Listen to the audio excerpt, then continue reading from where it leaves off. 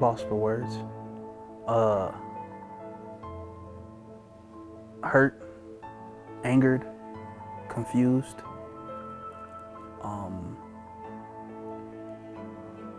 Seeking a deepened understanding. I just wanted to, because when things happen like that catastrophic on filmed and like that, you have to question yourself, is this intentional by our creator so we can start evolution and revolutionize the society that we live in right now, right? I still think about it. Now you brought the question up, I'm still thinking about it.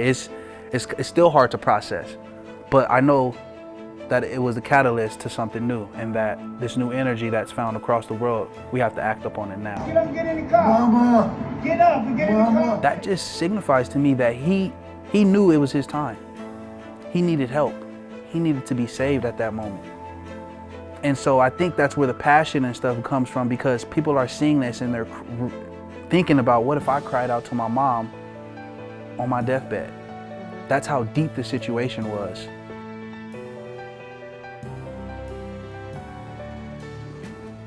Well, part of it is, I think, the conditioning that we have been, Black people have been conditioned for 400 years. So they used to hang us in front of other Black males to say, hey, if you do this, you're gonna get hung. Intimidation. And the same thing with George Floyd, same thing with all these Black killings. They're to keep us in check.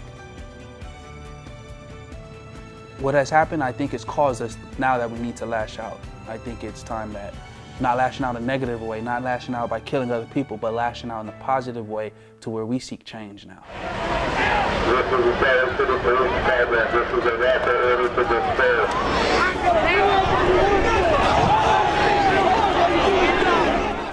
Not all cops are bad. Not all cops are looking to hurt you, right? And that's the narrative that all cops have right now. Now, are some of them bad? Yes, there are always some bad apples, but you can find bad apples in the church. You can find bad apples with anything, you know what I mean? Right. Do you fear for your safety ever? Absolutely. And not in a way of like, I'm scared to walk outside, I'm scared to talk to a police officer, but I'm scared for the police officer. I don't know if he sees me as not a threat. You know what I mean? It's not what I'm gonna do. I can control my actions. It's more of, is he gonna control his actions? Is he gonna use his training against me? Is he gonna use what he's been taught in his police academy against me? You know what I'm saying? So it's not in the fear of myself, it's in the fear of how are they gonna act towards me? The perception. Yes. George Floyd was, I don't know, maybe like a month ago. It's hard to keep track. Right. Now we know this past weekend we had Rayshard Brooks. Talk about that.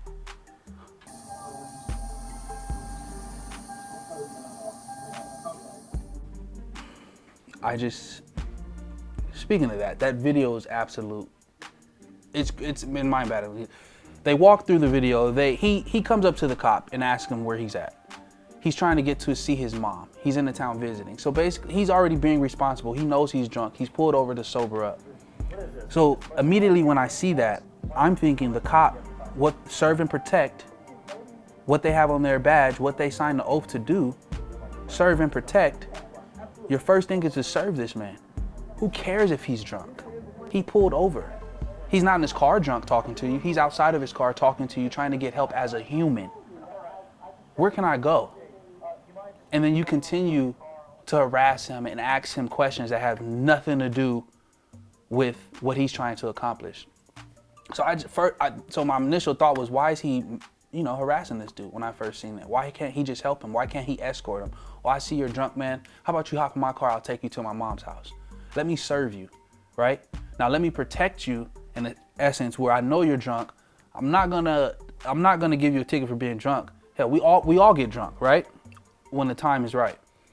So I'm not gonna shun you for being drunk. I'm gonna protect you. Let me help you. And so how the situation turned out when he died, when he was running, I understand he shouldn't have grabbed a taser. I understand there's some things you can't do, right? Obviously. But just because you're drunk don't mean you deserve to get shot in the back and die. Now you can't see your mom. Now, especially after this George Floyd, there's another cop killing, a senseless killing. When you could have thought about the situation, he can't think. He's impaired, right? He's drunk, he can't think.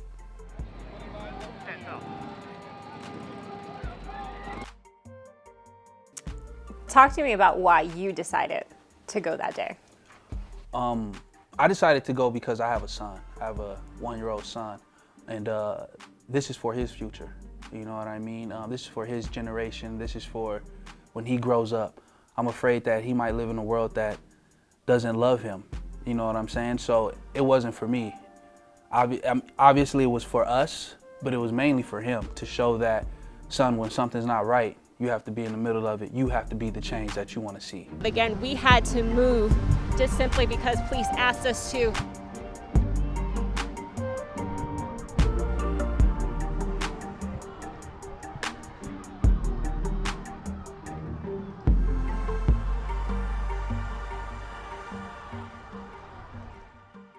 I think that was very important because everybody knows what Kaepernick symbolizes. Everybody knows how he's been exiled from the league because he's trying to bring awareness to the inequalities and inequities that black people are suffering, right? So I thought putting that on immediately, you already know what we stand for.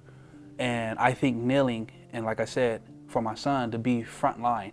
If you want things to change, you have to be a soldier and be front line and be the change you want to be. So I thought it was very important that you see the Kaepernick jersey, you know what we stand for, and we're kneeling. And kneeling is, since dating back in time, it's a sign of reverence, right? It's a sign of passion, it's a sign of forgiveness, it's a sign of submitting.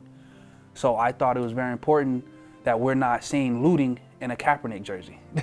You know what I mean? I thought it was very important that we seen, okay, I love Utah. I love the people in here. Like I said, in California, I had a jaded experience with white people before, because all you would see is them treating us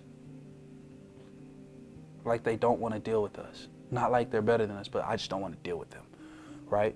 What brought you to Utah? My friend Jamal Williams, football scholarship, ultimately, but Jamal was egging me on like, man, these people are great up here. They'll take care of you. Just come here, man, it'll change your life. And so I made the decision, signed the letter of intent, was on the next flight to Utah to play for BYU. It was okay. It was all right. I got to experience the Mormon culture in a whole different environment of how people view things. You know, football was second. As in to Oregon, in a Pac-12 school, SEC school, football's first.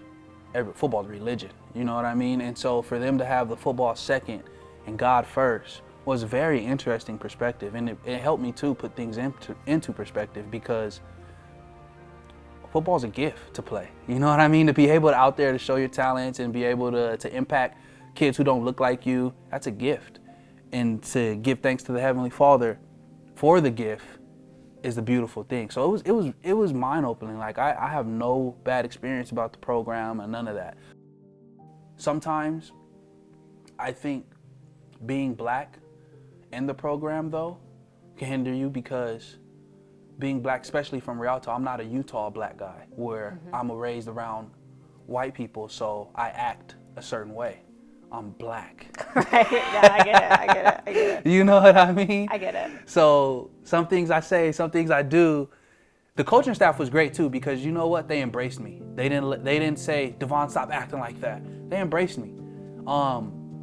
But sometimes I would get looks from teammates like, what did this guy just say? How does he think like that? What? You know what I mean? And even from some of my administrators. And I think that was the most challenging part about BYU, just them not being able to fully accept me outside of football. We need more culture to understand each other and just to be one, period. That's the only thing I can say about Utah. I think don't think too much about it, let's just do it. You know what I mean? These conversations with our fellow white brothers, our fellow Mexican brothers, our Asian brothers, we need to have these conversations. We need to quit running from them. And I think once we have these conversations and once everybody comes to the table, non-biased opinions, no sensitive, we're just gonna state what needs to get done, no matter if it's against you or with you. We're here for one goal, and that's to be unified as a country, right? Under one nation, one God. That's what we pledge allegiance in school, right?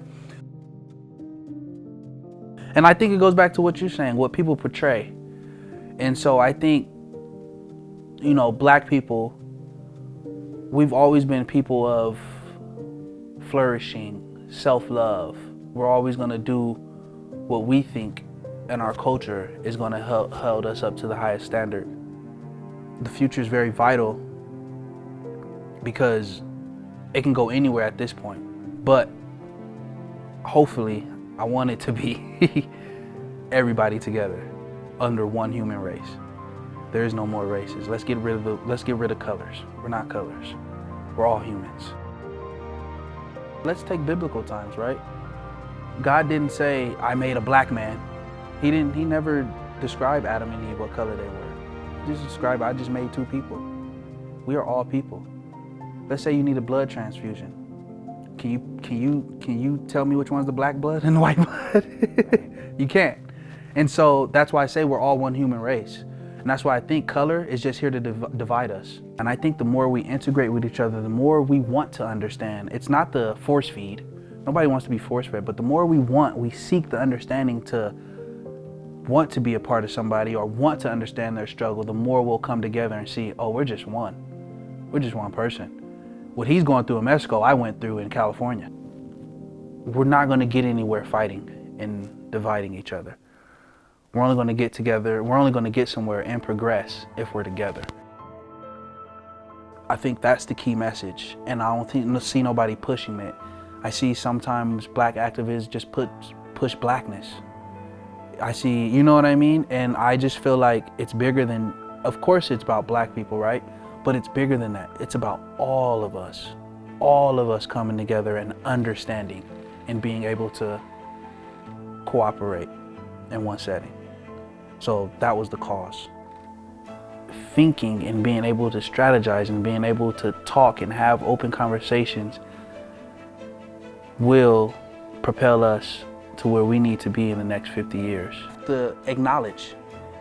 White people need to acknowledge, Black people need to acknowledge, Mexicans need to acknowledge, everybody just needs to acknowledge the good that we do and the bad that we do. Now the bad that we do, we need to figure out a way to eliminate it as best as we can. There's always going to be rotten apples, right? But I'll leave you guys off with this quote.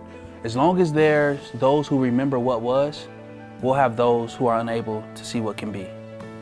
And that's basically saying, as long as, like he said, he came from the 60s where the civilization, as long as we have people who think racism, white supremacy, negative and doing bad things, it will be hard to change the climate of what we're facing today. So I urge people to vote. Let's get into politicians.